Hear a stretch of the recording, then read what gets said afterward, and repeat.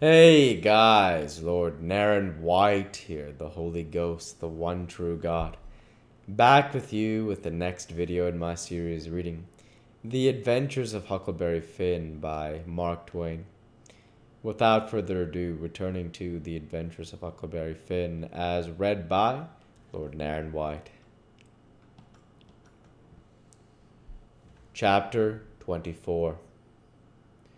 Next day, towards night, we laid up under a little willow towhead out in the middle, where there was a village on each side of the river, and the Duke and the King begun to lay out a plan for working them towns. Jim, he spoke to the Duke, and said he hoped it would take but a few hours, but it got mighty heavy and tiresome to him, when he had to lay all day in the wigwam tied with the rope. You see, when we left him all alone, we had to tie him, because if anybody happened onto him all by himself and not tied, it wouldn't look like he was a runaway black, you know. So the Duke said it was kind of hard to have to lay roped all day, and he'd cipher out some way to get around it. He was uncommon bright, the Duke was, and he soon struck it. He dressed up Jim in King Lear's outfit. It was a long curtain calico gown, and a white horsehair wig and whiskers, and then he took his theater paint and painted Jim's face and hands and ears and neck all over a dead, dull blue, solid blue, like a man's that's been drowned in 9 days. Blamed if he weren't the horriblest looking outrage I ever see. Then the Duke took and wrote out a sign on a shingle, so sick Arab, but harmless when not out of his head. And he nailed that shingle to a lath, and stood the lath up 4 or 5 foot in front of the wigwam. Jim was satisfied. He said it was a sight better than lying tied a couple of years every day, and trembling all over every time there was a sound. The Duke told him to make himself free and easy, and if anybody ever come meddling around, he must hop out of the wigwam, and carry on a little, and fetch a howl or two like a wild beast, and he reckoned they would light out and leave him alone, which was sound enough judgment, but you take the average man, and he wouldn't wait for him to howl. Why, he didn't only look like he was dead, he looked considerable more than that. These rapscallions wanted to try the none-such again,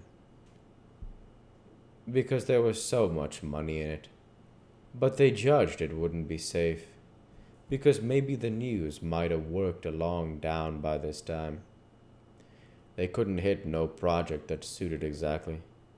So at last the Duke said he reckoned he'd lay off and work his brains an hour or two and see if he couldn't put up something on the Arkansas village, and the King he allowed he would drop over to the other village without any plan, but just trust in Providence to lead him the profitable way, meaning the devil, I reckon.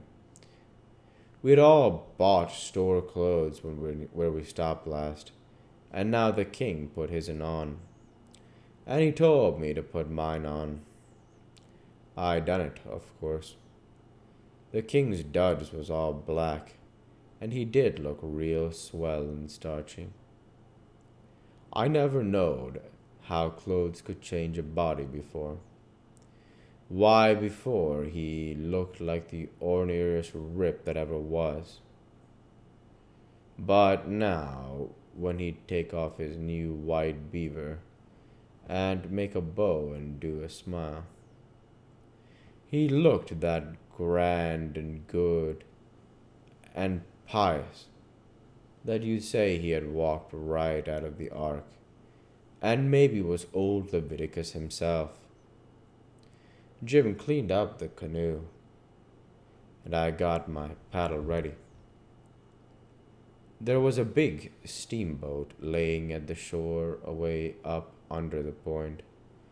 About 3 mile above the town, been there a couple hours taking on freight, says the king. Seeing how I'm dressed, I reckon maybe I better arrive down from St. Louis, or Cincinnati, or some other big place. Go for the steamboat, Huckleberry. We'll come down to the village on her. I didn't have to be ordered twice to go, and take a steamboat ride. I fetched the shore a half a mile above the village, and then went scooting along the bluff bank in the easy water. Pretty soon we come to a nice looking, innocent looking young country Jake sitting on a log, swabbing the sweat off of his face.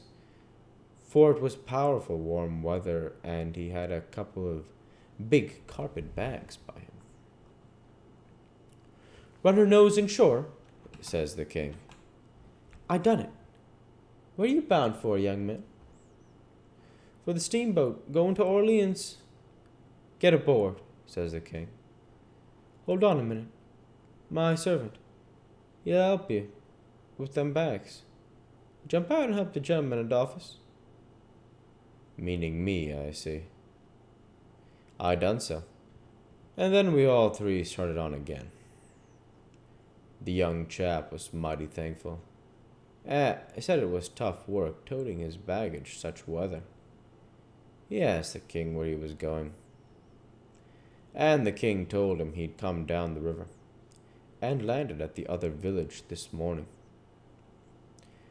And now he was going up a few miles to see an old friend on a farm up there. The young fellow says, When I first see you, I says to myself, it's Mr. Wilkes, sure. And he come mighty near getting here in time. But then I says again, no, I reckon it ain't him, or else he wouldn't be paddling up the river. You ain't him, are you? No, my name's Blodgett. Alexander Blodgett. Reverend Alexander Blodgett, I suppose I must say. As I'm one of the Lord's poor servants. But still I'm just as able to be sorry for Mr. Wilkes for not arriving in time all the same. If he's missed anything by it, which I hope he hasn't. Well, he don't miss any nothing. Because he'll get that all right. But he's missed seeing his brother Peter die, which he mayn't mind. Nobody can tell as to that. But his brother would have give anything in this world to see him before he died. Never talked about nothing else all these 3 weeks. Hadn't seen him since that was boys together. And hadn't even ever seen his brother William at all. That's the deaf and dumb one. William ain't more than 30 or 35. Peter and George were the only ones that come out here. George was the married brother. Him and his wife both died last year. Harvey and William's the only ones that's left now, and, as I was saying, they haven't got here in time. Did anybody send a word?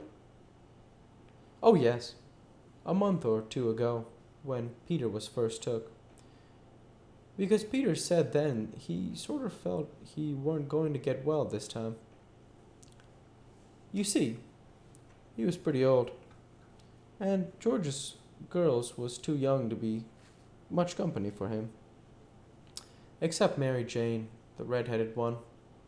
And so he was kind of lonesome after George and his wife died, and didn't seem to care much to live. He most desperately wanted to see Harvey, and William too, for that matter, because he was one of them kind that can't bear to make a will.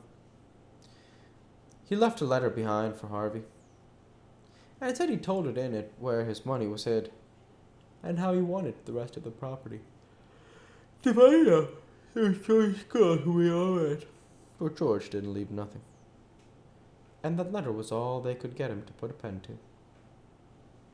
Why do you reckon Harvey don't come? Where does he live? Oh, he lives in England. Sheffield. Preaches there. Hasn't ever been in this country. He hasn't had too much time. And besides, he might not have got a letter at all, you know. We'll go ahead and stop there for this week. As usual, I want to say thank you for watching, and I hope you enjoyed. Please like, comment, and subscribe, as it greatly helps the channel. Light be with you all. Take care, and thanks again.